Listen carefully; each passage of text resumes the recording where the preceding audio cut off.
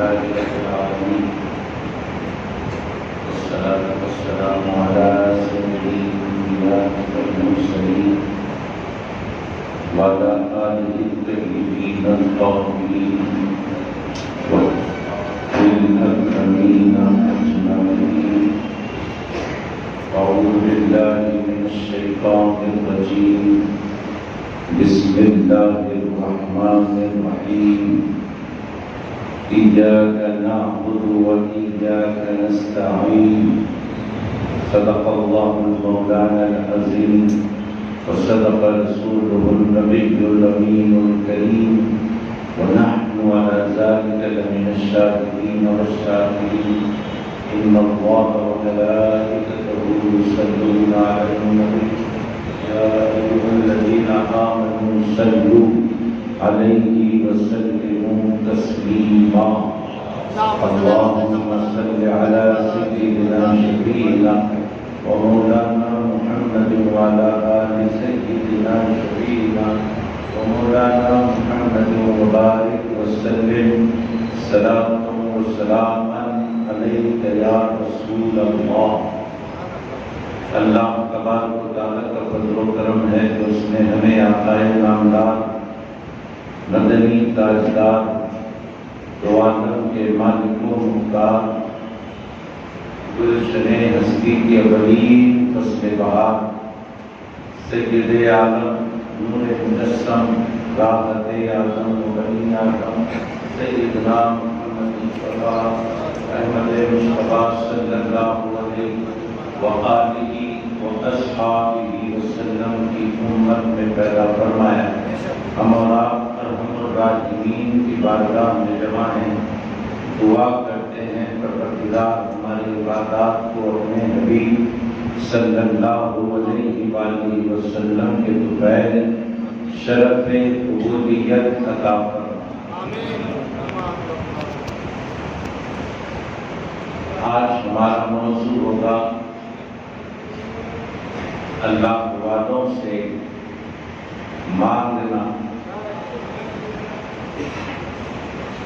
استمداد بالاولیاء، اللہ والوں سے مدد مانگنا. اسی لیے ہم نے وہ آیت مبارکہ پڑھی ہے جس کو پڑھ کر لوگ گمراہ کرتے ہیں. حالانکہ قرآن پاک کی آیتیں لوگوں کو گمراہی سے نکال کر راہ راست پر لانے کے لیے ہوتی ہیں، لیکن قرآن کی آیات کو پڑھ کر لوگوں کو گمراہ کیا جاتا ہے. غلط معنی مفہوم لیتے ہوئے لوگوں کو راہ راست سے ہٹایا جاتا ہے. تو پھر ہمیں بھی چاہیے کہ جن آیتوں کو لے کر منافقین مسلمانوں کو بھٹکاتے ہیں، انہی آیتوں کو لے کر سیدھی راہ بتانا ہم اپنا فرض سمجھتے ہیں. ان باتوں کو آپس میں کہنے سننے سے ہمارے عقائد اور ہمارے اعمال کی اصلاح ہوتی ہے. ایاک نعبد و ایاک نستعین کا معنی ہے ہم اے اللہ تیری ہی عبادت کرتے ہیں اور تجھ ہی سے مدد مانگتے ہیں. تیری ہی عبادت کرتے ہیں، تجھ ہی سے مدد مانگتے ہیں. اس آیت کو رکھ کر لوگ گمراہ کرتے ہیں. اس طرح بتاتے ہیں لوگوں کو کہ دیکھو ہم نماز میں پڑھتے ہیں اے اللہ ہم تیری ہی عبادت کرتے ہیں اور تجھی سے مدد مانگتے ہیں، تجھی سے ہر چیز مانگتے ہیں. لہذا ہم کو چاہیے کہ عبادت بھی اللہ ہی کی کریں اور مانگیں تو بھی اللہ ہی سے مانگیں، کسی اور سے نہ مانگیں. اگر کسی اور سے مانگیں گے تو شرک ہو جائے گا، کسی اور کی عبادت کریں گے تو شرک ہو جائے گا. اور اس کے ضمن میں ایک حدیث شریف یہ بیان کی جاتی ہے کہ اگر کھانے میں نمک کی بھی ضرورت پڑے تو اللہ ہی سے مانگنا چاہیے، جوتے کا تسمہ بھی اگر ٹوٹ جائے تو اللہ ہی سے مانگنا چاہیے۔ اس قسم کی باتیں ہوتی ہیں اور اہل سنت والجماعت کو بدنام کیا جاتا ہے۔ سنی مسلمان جو اللہ والوں سے رجوع ہوتے ہیں، اس رجوع ہونے اور جو مدد طلب کرتے ہیں اولیاء سے، وہ مدد طلب کرنے کو شرک کا نام دیا جاتا ہے۔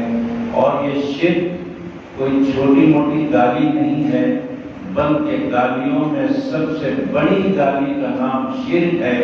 اور یہ بڑی گالی سنی مسلمانوں کو غیر سنی لوگ روزانہ بارہا مرتبہ دیا کرتے ہیں۔ ہمیں پریشان ہونے کی ضرورت نہیں ہے۔ اللہ تبارک و تعالیٰ نے اس دنیا میں گمراہ کرنے والوں کے خلاف میں سیدھی راہ دکھانے والے علماء کو زندہ رکھا ہے، جن کے فیض سے دنیا صراط مستقیم پر چلنے کی سعادتیں حاصل کریں۔ گمراہ کرنے والے لوگ بھی اس دنیا میں ہیں تو اللہ نے سیدھی راہ دکھانے والے لوگوں کو بھی دنیا میں رکھا ہے۔ حاضرین محترم، ایک نعرہ لگایا جاتا ہے وہابیوں کی طرف سے کہ ہم انبیاء اور اولیاء کو مانتے ہیں مگر ان سے مانگتے نہیں۔ انبیاء اور اولیاء کو ہم مانتے ہیں مگر مانگتے نہیں، یہ نعرہ دیا جاتا ہے تاکہ لوگوں کو یہ پتہ چلے کہ یہ ایسے لوگ ہیں جنہیں مانا جاتا ہے، ان سے مانگا نہیں جاتا۔ نہ ہم نبی سے مانگتے ہیں نہ ہم ولی سے مانگتے ہیں۔ ہاں، نبی کو نبی مانتے ہیں، ولی کو ولی مانتے ہیں، ماننے کی حد تک تو ہم ہیں لیکن مانگتے نہیں ہیں، یہ ان کا نعرہ۔ اب جو مانگے گا وہ مومن باقی نہیں رہے گا، وہ تو مشرک ہو جائے گا، یہ ذہن دیا جاتا ہے۔ آج ہم اس پر بات کریں گے تاکہ سب کو بات کھلے طور پر سمجھ میں آ جائے اور صحیح عقیدہ کیا ہے وہ سب کو معلوم ہو جائے۔ سب سے پہلی بات تو یہ ہے کہ آگے والا بول رہا ہے کہ ہم نبی کو نبی مانتے ہیں مگر مانگتے نہیں، ولی کو ولی مانتے ہیں مگر مانگتے نہیں ان سے۔ تو ہم یہ پوچھنا چاہتے ہیں کہ نبی کو نبی جو مانا جا رہا ہے، نبی کو نبی جو مانا جا رہا ہے وہ اپنی عقل سے مانا جا رہا ہے یا پھر خدا کے بتانے سے مانا جا رہا ہے؟ یہ سوال ہے۔ نبی کو نبی جو مانا جا رہا ہے وہ اپنی عقل سے مانا جا رہا ہے، یعنی ہماری عقل جتنا ماننے کو کہتی ہے اتنا ہی ہم نبی کو مان رہے ہیں، یا پھر اللہ نے جو ہمیں نبی کا تعارف دیا ہے اس طریقے سے مان رہے ہیں۔ اللہ نے جیسے بتایا ہے نبی کیا ہوتا ہے ویسے مان رہے ہیں، یا پھر صحابہ کرام نے جیسے نبی کو مانا ویسے ہم مان رہے ہیں۔ کہ دو میں سے کیا بات ہو رہی ہے؟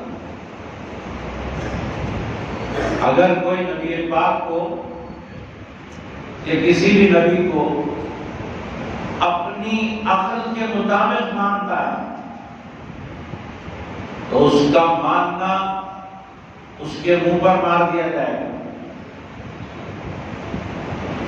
تجھے کب کس نے کہا کہ تیری عقل میں جتنا آتا ہے اتنا ہی نبی کو مان، اور جہاں سے تیری عقل کام نہیں کرتی وہاں سے نبی کو نہ مان؟ یہ تجھے کس نے کہا؟ جتنا تجھے نبی سمجھ میں آتے ہیں، جتنا تیری عقل میں آتے ہیں اتنا ہی تو مانتا ہے۔ یہ ماننے کا طریقہ تجھے کس نے دیا؟ کیا نبی کو اپنی عقل کی بنیاد پر مانا جاتا ہے؟ نہیں، نبی کو اللہ کے بتانے پر مانا جاتا ہے۔ اللہ نے نبی کو جیسا بتایا ویسا ماننا چاہیے۔ اور جہاں تک لینے دینے کی بات ہے، آیت مبارکہ پڑھیے، قرآن پاک میں آتا ہے کہ جب صحابہ کرام انصار صحابہ حضور کی بارگاہ میں کچھ ہدیہ پیش کرنے کو آئے، نذرانہ، یہ کہہ کر کہ یا رسول اللہ، آپ اپنی پوری زندگی ہماری رہبری اور رہنمائی کے لیے لگا رہے ہیں، تو ہمارا بھی فرض بنتا ہے کہ ہم آپ کو کچھ دیں، ہم آپ کو کچھ دیں، لہذا ہم یہ آپ کو کچھ دینا چاہتے ہیں، قبول فرمائیے۔ کچھ پیسہ لے کر آئے تھے حضور کی بارگاہ میں پیش کرنے۔ اللہ تبارک و تعالیٰ نے فرمایا اپنے حبیب علیہ السلام سے، قُلْ لَا أَسْأَلُكُمْ عَلَيْهِ أَجْرًا إِلَّا الْمَوَدَّةَ فِي الْقُرْبَى۔ اے حبیب صلی اللہ علیہ وآلہ وسلم، آپ کے پاس جو لوگ پیسہ لے کر آئے ہیں، آپ کو دینا چاہتے ہیں آپ کے دین کے کام کرنے کے عوض، آپ ان سے کہہ دیجئے لا اسألکم علیہ اجرا، اے صحابہ، اے لوگوں، میں تم سے کچھ بھی مانگتا نہیں۔ مطلب یہ ہے آیت مبارکہ کا کہ جب دنیا دینے آئی تھی، جب صحابہ دینے آئے تھے، اللہ نے فرمایا اے حبیب، اپنا مقام و مرتبہ بتلا دو ان لوگوں کو اور کہہ دو لا اسألکم، میں تم سے اس دنیا میں مانگنے نہیں آیا ہوں، میں تو ساری دنیا کو دینے آیا ہوں، میں تو دینے آیا ہوں، لا اسألکم، میں تم سے مانگتا نہیں۔ اور رہی بات نبی کے دینے کی، اللہ نے فرمایا میرا نبی مانگنے نہیں آیا، دینے آیا۔ اور یہ دینے کی بات بھی قرآن سے ہم بتاتے ہیں۔ اللہ تبارک و تعالیٰ نے اپنے حبیب علیہ السلام سے فرمایا وَأَمَّا السَّائِلَ فَلَا تَنْهَرْ، وَأَمَّا السَّائِلَ فَلَا تَنْهَرْ، اے حبیب علیہ السلام، آپ کے پاس اگر کوئی مانگنے کو آئے تو آپ اس کی مانگنے کو رد نہ کریں، اس کی جھولی بھر دیا کریں، اس سے جھڑکے مت۔ آپ تو دینے کے لیے آئے ہیں، آپ کے در پر جو سواری سوال لے کر آتا ہے، آپ کو ہم نے جھولیاں بھرنے والا بنایا، کسی سائل کو خالی ہاتھ نہ لوٹائیں، ہر سائل کا سوال پورا کریں۔ تو اس آیت مبارکہ سے معلوم ہوا دنیا مانگنے کے لیے ہے، نبی دینے کے لیے ہے۔ یہ بات ہم کو سمجھ لینی چاہیے، قرآن میں آیا ہے۔ اب دیکھیے مانگنے والوں نے کیا کیا مانگا۔ مانگنے والوں نے بارش مانگی، مانگنے والوں نے شفا مانگی۔ آج لوگ بولتے ہیں کہ بھئی تحت الاسباب مانگ سکتے ہیں، فوق الاسباب بھی مانگ سکتے ہیں۔ تحت الاسباب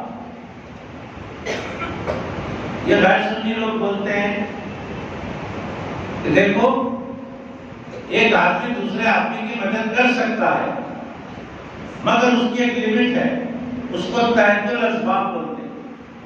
مثلا کوئی آدمی بھوکا ہے، وہ کسی سے بولتا ہے کہ میں بھوکا ہوں مجھے کھانا دو، یہ جائز ہے، بول سکتے ہیں اور اس کو کھانا دیا بھی جاتا ہے۔ ایک بھوکا آدمی ایک مالدار آدمی سے بولتا ہے میں بھوکا ہوں مجھے کھانا چاہیے، تو مالدار آدمی اس کو دے بھی سکتا ہے۔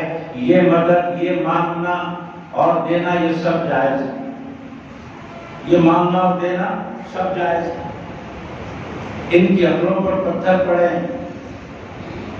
اگر ہم پلٹ کر پوچھیں یہ جو بندہ دے رہا ہے، کھانا کھلا رہا ہے، کپڑے بنا رہا ہے، یا کچھ مدد کر رہا ہے، پیسے کی مدد کر رہا ہے، جو کچھ بھی کر رہا ہے، کیا یہ مدد خود اپنی طرف سے کر رہا ہے یا اللہ کی دی ہوئی قوت سے کر رہا ہے؟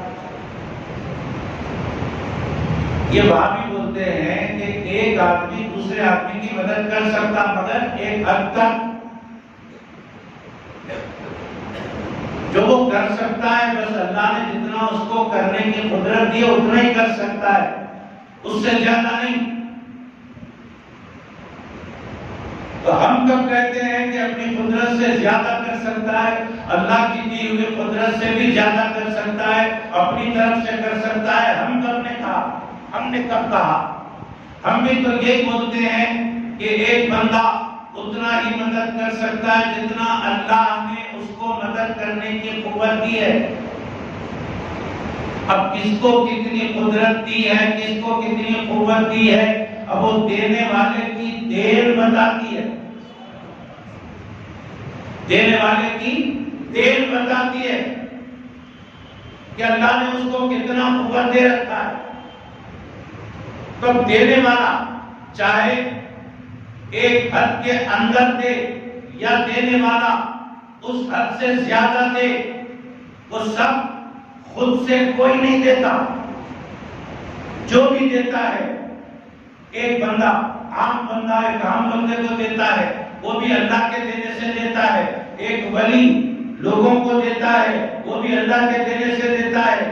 ایک نبی اگر لوگوں کو فائدہ پہنچاتا ہے تو اللہ کے دینے سے ہی دیتا ہے۔ تو ہم کہنا چاہتے ہیں ایک عام آدمی کے دینے کو اور ایک عام آدمی سے مانگنے کو تم جائز کہہ رہے ہو اور انبیاء اور اولیاء سے مانگنے کو ناجائز کہہ رہے ہو، یہ تو بڑی عجیب العقلی کی بات ہے۔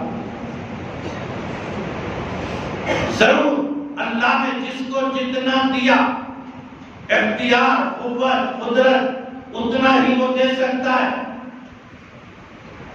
لیکن اللہ کے دینے سے ہی دے گا۔ اگر کوئی بھوکے کو کھلا رہا ہے تو اللہ کے دینے سے کھلا رہا ہے، اگر کوئی پیاسے کو پلا رہا ہے تو اللہ کے دینے سے پلا رہا ہے، کوئی اپنی خودی سے نہیں کرتا۔ اسی طرح انبیاء اور اولیاء بھی اپنی خودی سے نہیں کرتے، اللہ کے دینے سے ہی کرتے، اللہ کے دینے سے ہی کرتے۔ تو عام لوگوں کے دینے کو مانتے ہیں یہ لوگ۔ حمید بھائی نے رشید بھائی سے مدد مانگی، رشید بھائی نے حمید بھائی کی مدد کی، یہ لوگ مانتے ہیں، بولتے ہیں یہ ہو سکتا ہے۔ اور جب ہم بولتے ہیں فلاں اللہ کے ولی نے مدد کی، فلاں ولی سے مانگا گیا تو ولی نے دیا، اس کو نہیں مانتے، بولتے ہیں یہ شرک ہے۔ ایک عام آدمی مانگ رہا ہے عام آدمی سے اور عام آدمی دے رہا ہے تو یہ شرک نہیں ہوا؟ تو بولے یہ تحت الاسباب ہے۔ اچھا، تحت الاسباب میں مدد مانگنا اور دینا یہ شرک نہیں ہوتا؟ کیا یہ دینے والا خود سے دے رہا ہے، اللہ کی مدد سے دے رہا؟ تو جو فوق الاسباب ہے وہ بھی اللہ کی مدد سے ہی دیتے ہیں، انبیاء اولیاء، وہ خود سے نہیں دیتے۔ عام آدمی ہو یا ولی ہو یا نبی ہو، اپنی خودی سے کوئی ایک دن کا بھی نہیں دیتا، اللہ کی مدد سے یہ سب دیتے ہیں۔ مانگنا بھی جائز ہے، دینا بھی جائز ہے۔ قرآن اور احادیث میں کئی باتیں اس کی تائید میں لکھی ہوئی ہے، پڑھنے والا چاہیے، پڑھنے والا چاہیے۔ اب یہ لوگ بولتے ہیں ہم نے پوری قرآن پڑھ لی لیکن کہیں نہیں مل رہا، پوری حدیثیں ہم نے پڑھ لی لیکن یہ کہیں ہم کو نہیں مل رہا کہ انبیاء اور اولیاء مدد کرتے ہیں۔ ہم کہتے ہیں عقیدت کی نظر سے دیکھو سب ملتا ہے۔ بتلاؤں تمہیں کیسے کیا کیا نظر آتا ہے جس کی نظر جیسی ویسا نظر آتا ہے، نظر جیسی ہوگی نظارہ ویسا ہوگا۔ اب یہ بولتے ہیں نبی اور ولی کو دے نہیں سکتا، اور احادیث میں قرآن میں آیا نبی بھی دے سکتا ہے، ولی بھی دے سکتا ہے، مدد ولی سے بھی مانگی جا سکتی ہے، نبی سے بھی مانگی جا سکتی ہے، سب مدد کرتے ہیں، سب دیتے ہیں، سب سے لیا جا سکتا ہے، سب سے مانگا جا سکتا ہے، لیکن یہ لوگ نعرہ لگاتے ہیں انبیاء اور اولیاء کو مانتے ہیں، ان سے مانگتے نہیں۔ ایک بات یاد رکھ لیجیے، اگر کوئی بندہ اللہ سے ڈائریکٹ مانگ رہا ہے کہ اے اللہ مجھے فلاں چیز دے دے، اے اللہ مجھے فلاں میری حاجت پوری کر دے، تو بھی اللہ ہی پوری کرنے والا ہے، کوئی پوری نہیں کرتا، اللہ پوری کرتا ہے۔ اے اللہ میری فلاں حاجت پوری کر دے، اللہ ہی پوری کرنے والا ہے۔ اب اگر کسی بندے کے پاس جا کر پوچھے، کسی بندے کے پاس جا کر پوچھے کہ اے فلاں میری حاجت پوری کر دے، اے فلاں میری حاجت پوری کر، بندے سے جا کر پوچھیں تو بھی بندہ پوری نہیں کرتا، اللہ ہی پوری کرتا ہے۔ وہ حاجت پوری کرنے والا بندے سے مانگے تب بھی اللہ ہی پوری کرتا ہے، چاہے وہ مانگنا عام بندے سے ہو کہ ولی سے ہو کہ نبی سے ہو، اللہ ہی پوری کرتا ہے۔ اور ایک بات ذہن میں رکھیں، اللہ سے مدد مانگی جا رہی ہے، اللہ سے کوئی شے مانگی جا رہی ہے کہ اے اللہ میری حاجت پوری کر دے، میری فلاں ضرورت پوری کر دے، آپ نے ڈائریکٹ مانگا تو اللہ ڈائریکٹ آپ کی مدد نہیں کرتا، وسیلے سے مدد کرتا ہے، ڈائریکٹ نہیں۔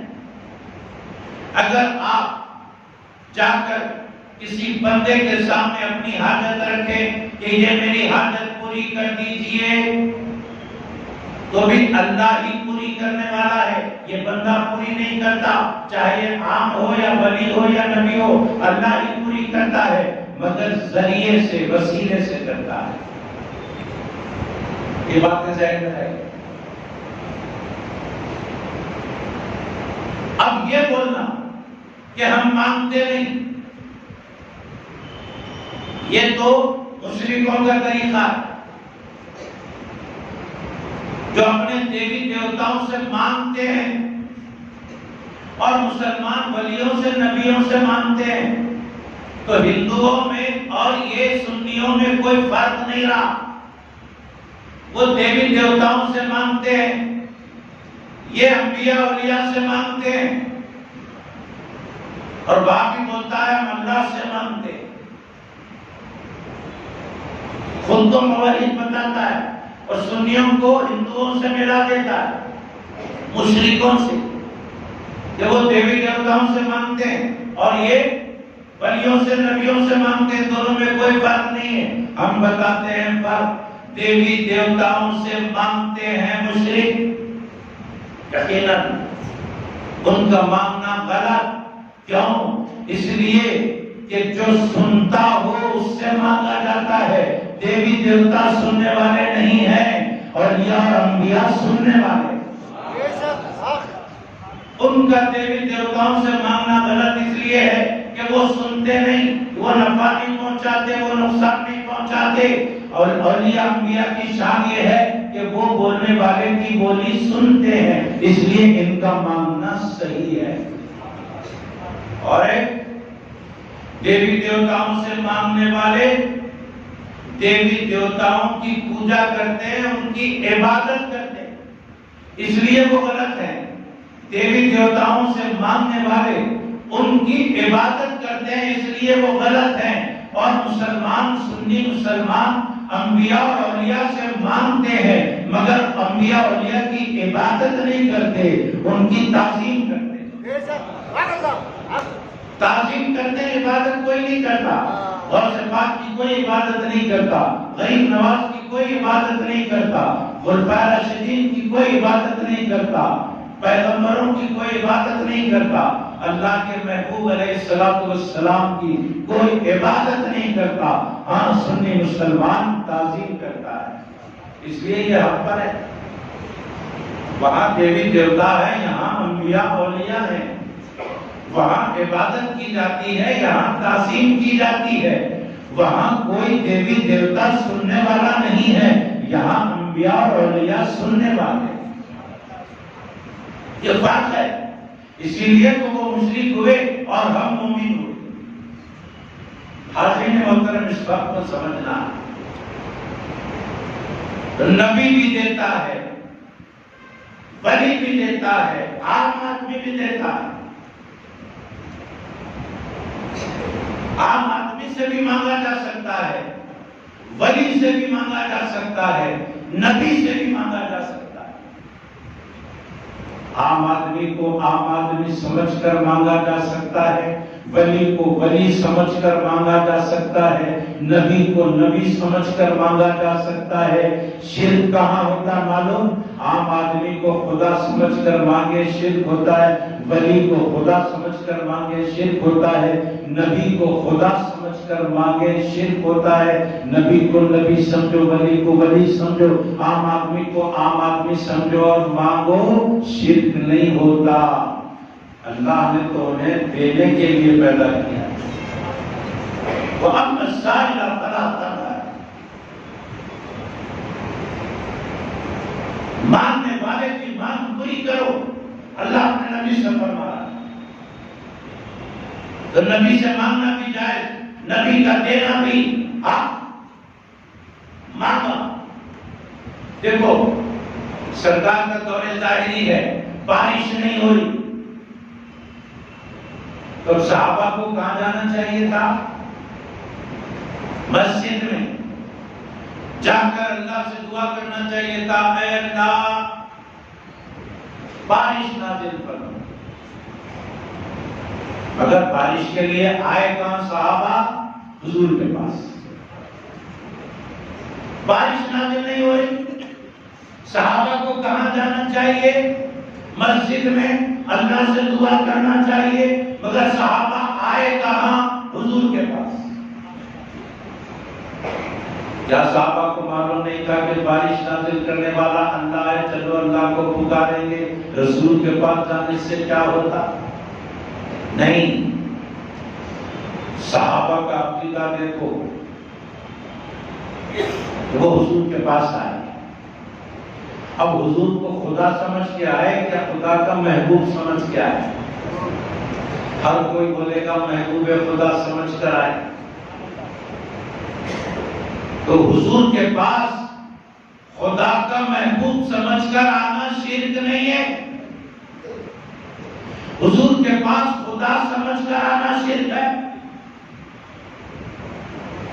یا علی مدد، یا غوث مدد، علی اور غوث کو خدا سمجھ کے پکارنا شرک ہوا. علی اور غوث کو صحابی اور ولی سمجھ کر پکارنا شرک نہیں ہوا. اب صحابہ حضور کے پاس بارش کے لیے آئے تو کیا مشرک ہو گئے؟ نہیں. وہ مومنوں کے سردار ہیں، وہ مومنوں کے امام ہیں. نبی کو نبی سمجھ کر بارش کے لیے آئے. آگر عرض کیا حضور بارش چاہیے. معلوم ہے کہ حضور دینے والے نہیں ہیں. دینے والا اللہ ہے، حضور دلانے والے. تو لینے والے کو دلانے والے کے پاس جانا پڑتا ہے، کیونکہ دینے والے کے پاس تو جا نہیں سکتے. لا تدرکوا الابصار، قرآن نے کہا اسے تم دیکھ ہی نہیں سکتے. تو جب دیکھ نہیں سکتے تو اس کے آگے کھڑے ہو کر اس سے مانگ کیا سکتے ہیں؟ اللہ نے اپنے محبوب کو بھیجا اس لیے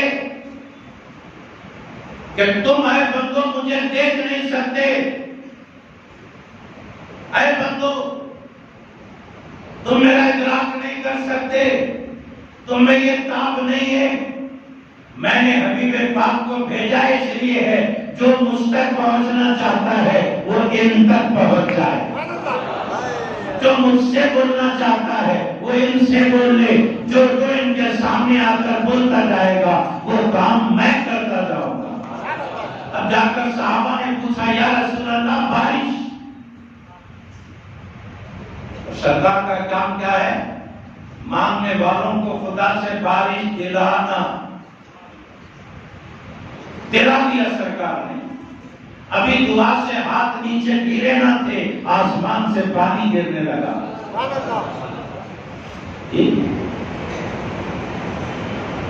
احد کی لڑائی ہے، حضرت قتادہ رضی اللہ تعالیٰ عنہ کی آنکھ پر دشمن کا ایک تیر آ کر ایسا لگا کہ آنکھ کا ڈلہ نکل کر لٹکنے لگا۔ اب حضرت قتادہ کو یہ سوچنا چاہیے تھا کہ شفا دینے والا اللہ ہے، لہذا میدان احد میں کھڑے کھڑے اے اللہ مجھے شفا دے، میری آنکھ کو ٹھیک کر دے، بولنا تھا نا۔ حضرت قتادہ صحابی رسول، انہیں تو توحید معلوم تھی،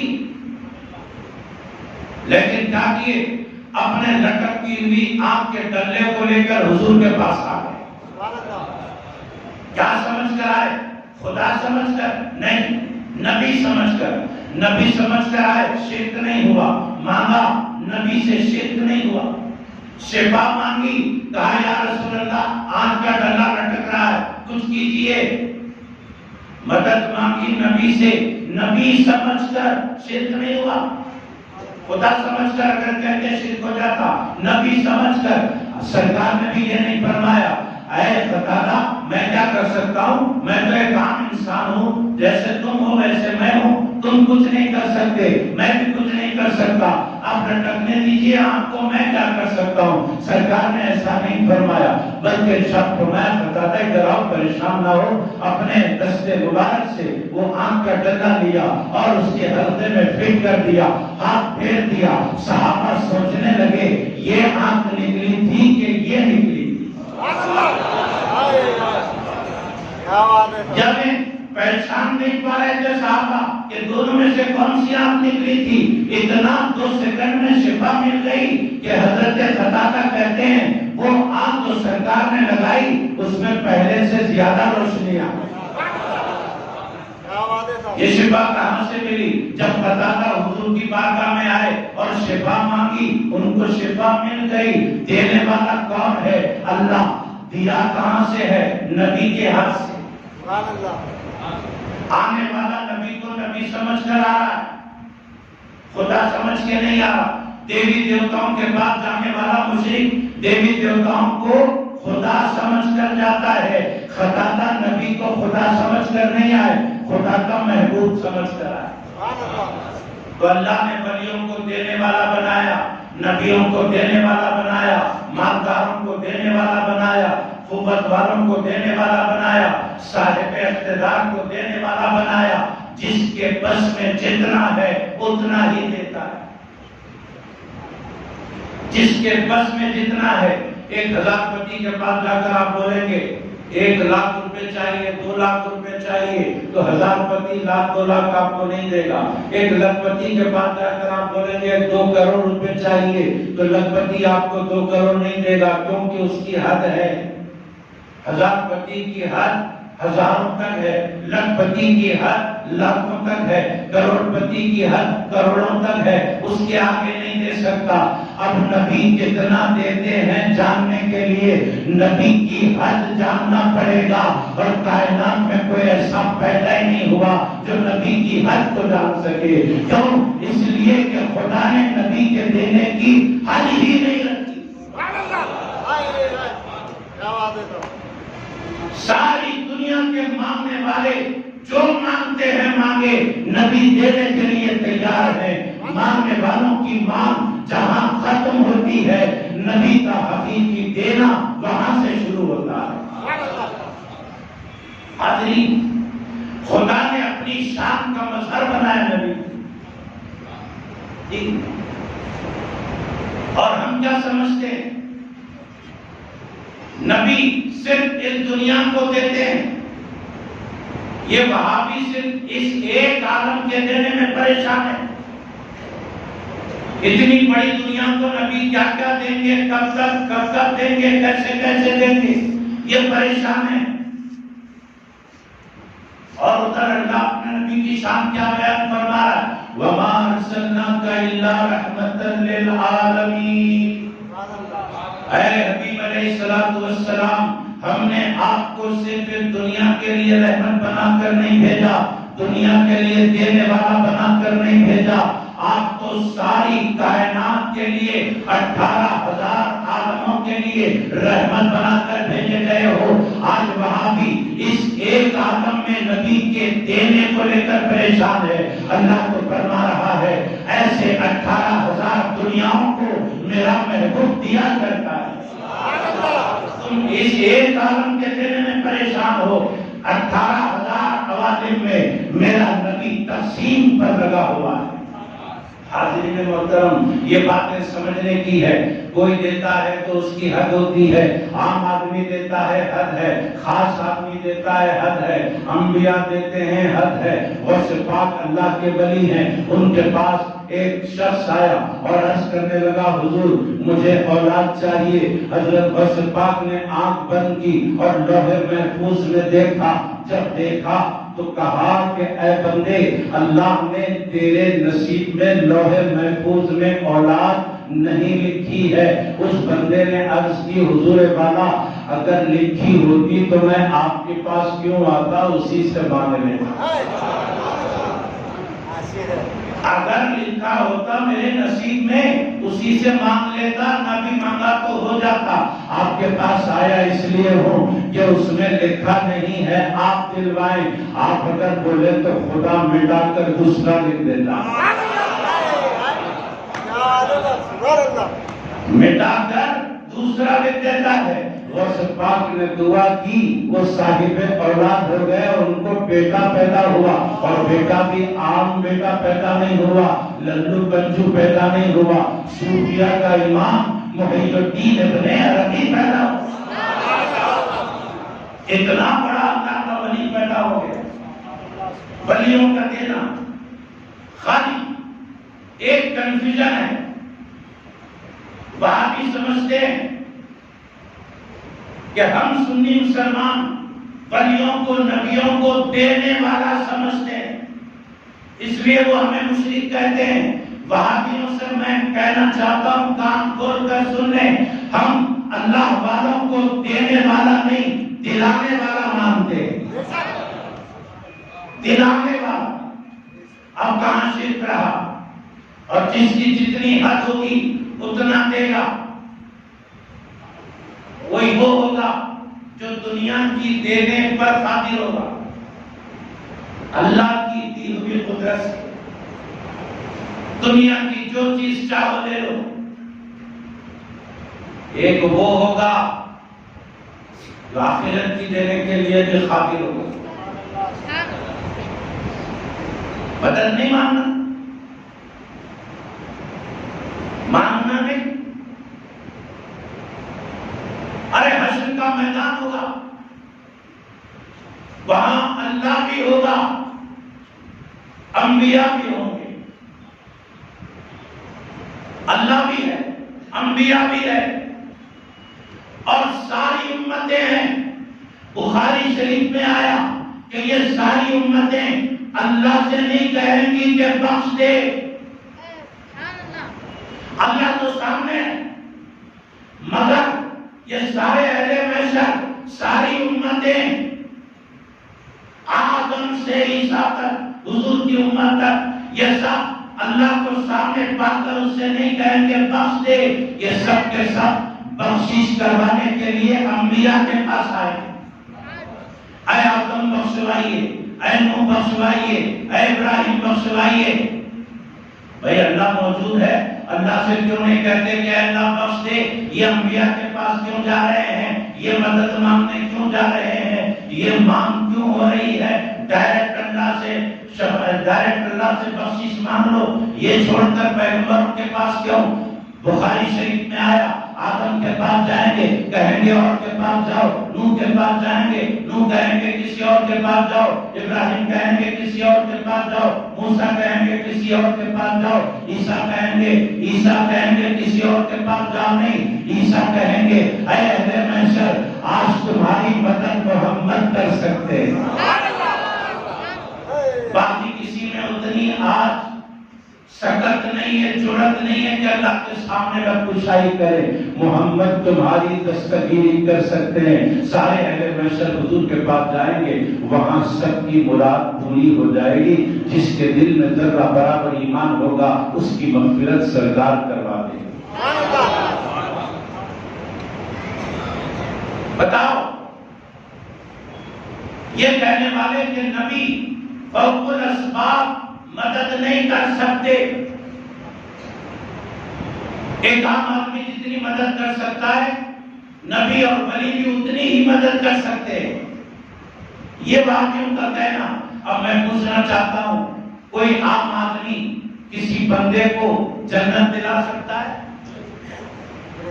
اگر کوئی ایک بندہ دوسرے بندے سے پوچھے مجھے جنت چاہیے تو دوسرا بندہ اس کو جنت دلا سکتا ہے؟ ٹھیک ہے میں دلا دوں گا، پریشان نہ ہو، نہیں بول سکتا کوئی۔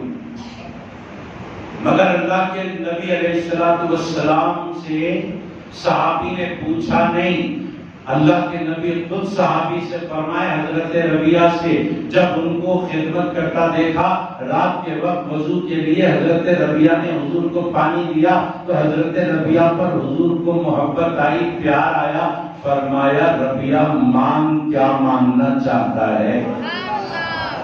یہ مانگ کیا مانگتا ہے کون بولتا ہے؟ جس کے پاس دنیا بھی ہو آخرت بھی ہو سب ہو، کیونکہ مانگنے والا دنیا کی بھی مانگ سکتا ہے آخرت کی بھی مانگ سکتا ہے، کیا مانگتا نہیں معلوم، جو مانگتا ہے مانگے، وہ جتنی مانگ کر سکتا ہے اس سے زیادہ میں لے کر بیٹھا ہوں، یہ بات ہے وہاں پر۔